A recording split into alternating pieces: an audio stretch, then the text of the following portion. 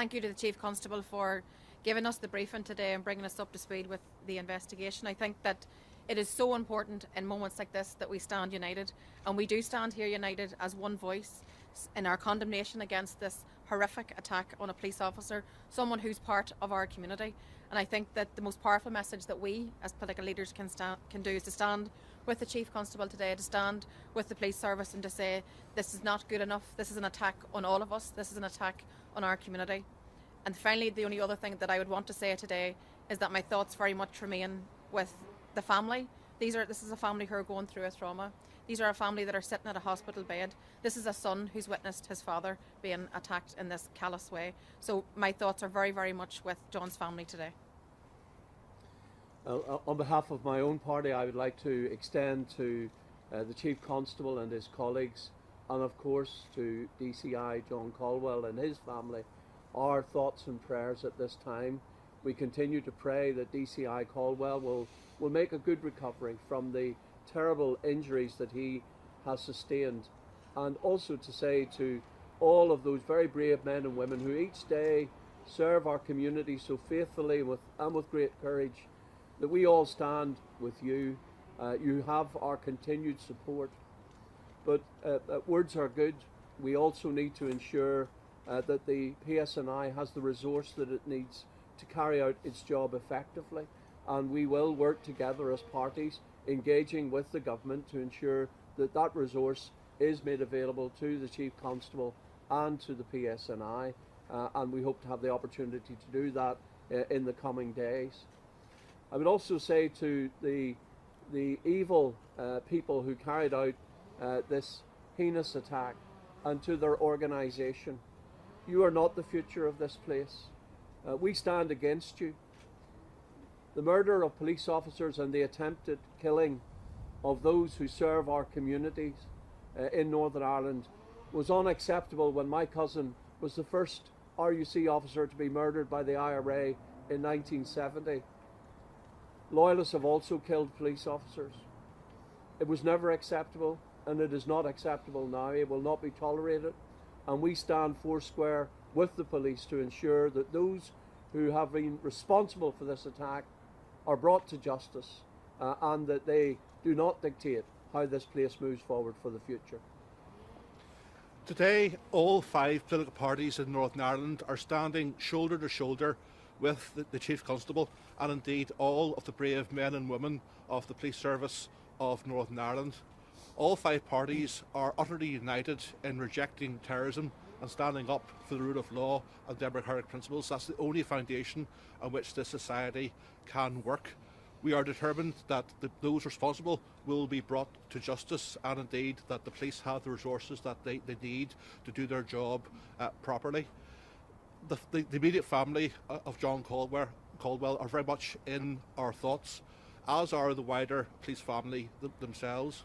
We are very conscious of the impact that something like this can have upon police morale, but I think it's equally important to stress that what we're hearing back from the front line is a determination and a resilience to do their job on behalf of the community, and they have our full support in that regard. The attack on John Caldwell was an attack on a husband. It was an attack on a father. It was an attack on the community of Omagh. It was an attack on our society. It's an attack on our children. It's an attack on our peace, our hard-won peace, and it's an attack on the Belfast Good Friday Agreement. But it will not work, because we do stand united.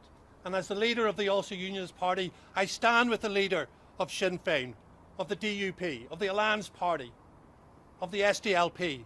And we tell these people out there who, through word or deed, who try to undermine our peace, it will not work, because we will stand united. And we will ask our society to do similar, to raise their voices against these people and say, you do not belong here. What you stand for does not represent us. You will not undermine what we have achieved in the last 25 years for your own vile, depraved ends. We will overcome this, and I will stand with the Chief Constable and with his PSNI officers to ensure that is the case. Well, first of all, it's important that we send our love and support to John and his family, and also our solidarity to every single PSNI officer who's at work today, and we want to let them know that they're part of our community and that they have all of our support. The people standing here are the representatives of the people. Those people who carried out this attack represent nobody. They will achieve nothing. They think they're at war with the British state. They're at war with the people of Ireland. And from my perspective, that is a battle that they will never, ever win.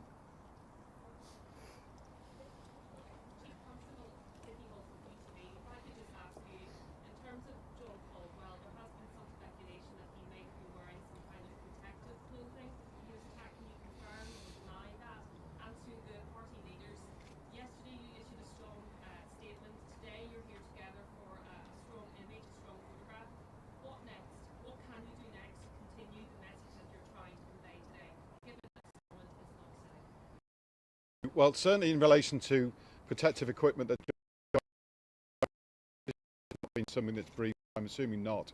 He remains seriously injured in result of the shooting that he suffered, and as I said earlier, he remains heavily sedated in hospital. And in terms of what's next, I mean, I think it's important that we remain united. I think it's important that we continue to send a united message to wider society. We this year celebrate 25 years of our Good Friday Agreement, and so much that's been achieved over those past 25 years. Our society has been completely transformed, and we're not going to allow anybody to reverse any of that progress that's been made. So that's why it's very important that we do put across today that this is an attack on the community, this is an attack on all of us, and this is an attack that none of us will ever tolerate. I think it's important that we all redouble our efforts to get to the solutions we need politically to move Northern Ireland forward. But we are determined, all of us, to ensure that it's clear. Violence has no place in our society. The evil deed done to John Caldwell and to those around him is unacceptable, will not be tolerated, and these people will not have their way. And we're all going to stress the importance of giving the police service in Northern Ireland the resources and the tools they can do the job in terms of keeping the community safe. Chief Constable Conor Cole, Marty, can I ask you how much suffering you think your officers, you're understandably feeling very vulnerable as a result of what has happened, will take from the image of you being flanked by the 5 party leaders next week? Well, I think it's hugely important. I was out personally last night at Omagh Police Station. I was out at the scene of the shooting and speaking to both detectives, neighbourhood officers, some of the officers carrying out searches with sort of a real sense of pace and frenzy yesterday. But clearly we are a tough and resilient bunch of people that are committed to protecting communities, but all the conversations that I was having yesterday and indeed this morning do not underestimate the importance of being joined by political leaders to say that policing is a key part of the fabric of society to keep us all safe. Our officers and staff are drawn from communities. It's the whole basis of which society works, and I don't think we should underestimate for 1 minute the symbolism and importance of standing together today to send out, as people have said this morning, a very clear and firm message that there is no place for these twisted beliefs and no place for attacks on people that are going about their daily lives and work as public servants.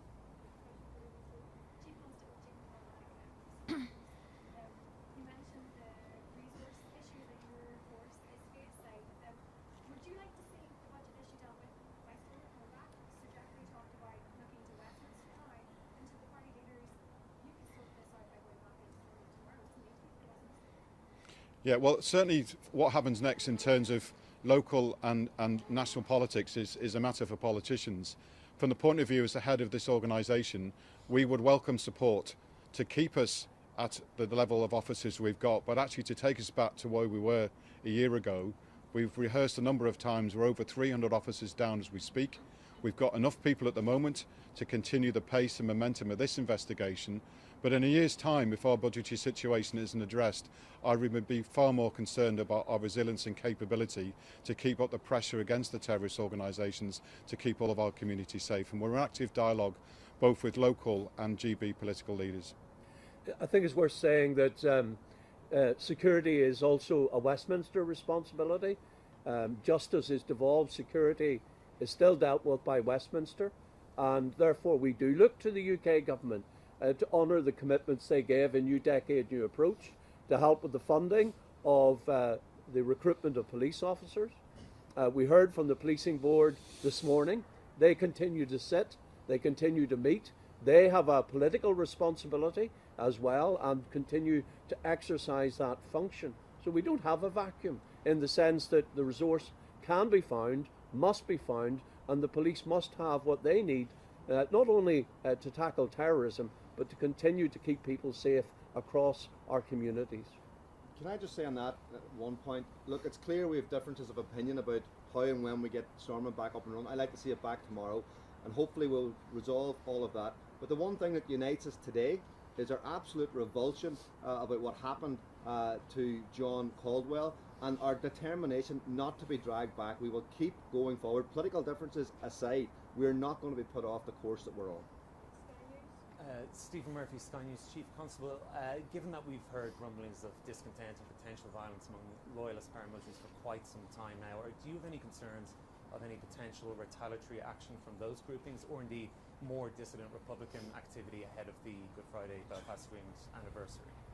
Well, firstly, in terms of dissident Republican activity, awful as this outrage is, we are running operations most days around the clock to try and frustrate and disrupt active planning by a small number of dissident Republicans to attack police officers going about their work or indeed in their daily lives. So that is something that has been happening before these awful events and sadly will continue beyond. In terms of reaction from loyalism, we have obviously been keeping our eyes and ears open and we're doing stuff behind the scenes prudently to make sure that we're aware of sentiment and chatter, if you like, but we don't see any sense of any backlash at the moment.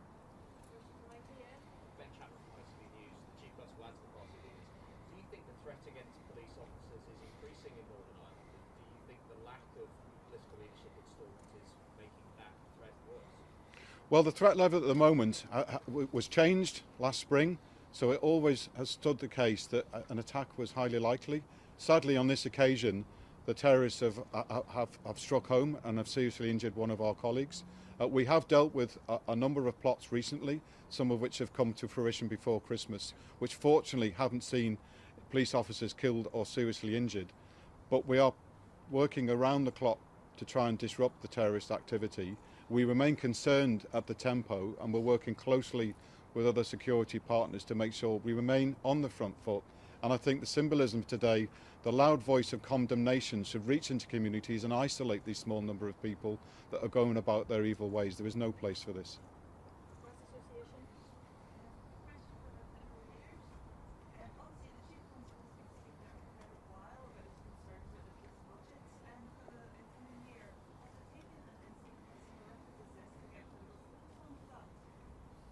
I think the resource issue has been well exercised, and I think for today, Rebecca, what we're all focused on is the united front. What we're all focused on is saying no to this activity. What we're all focusing on is making sure that gets across loud and clear.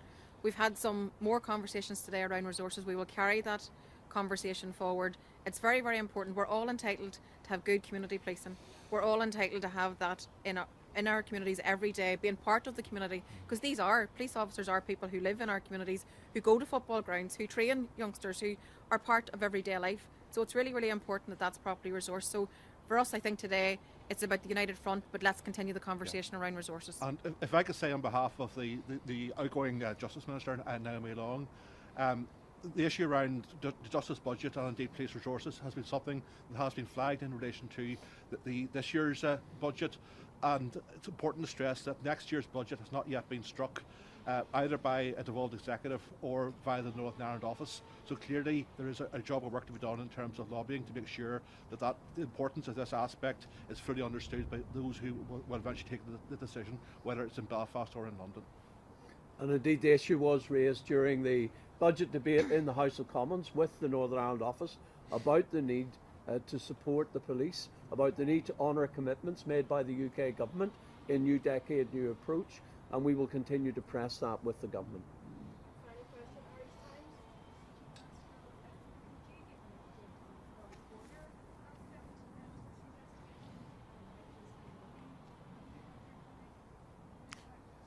Yes, thank you. Well, I personally spoke to the Garda Commissioner, Drew Harris, yesterday.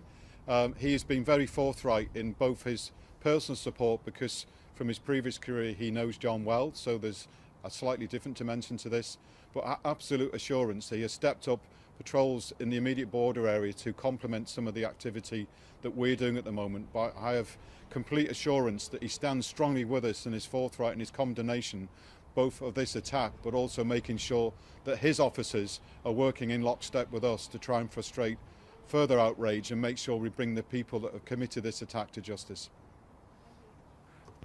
Thank you.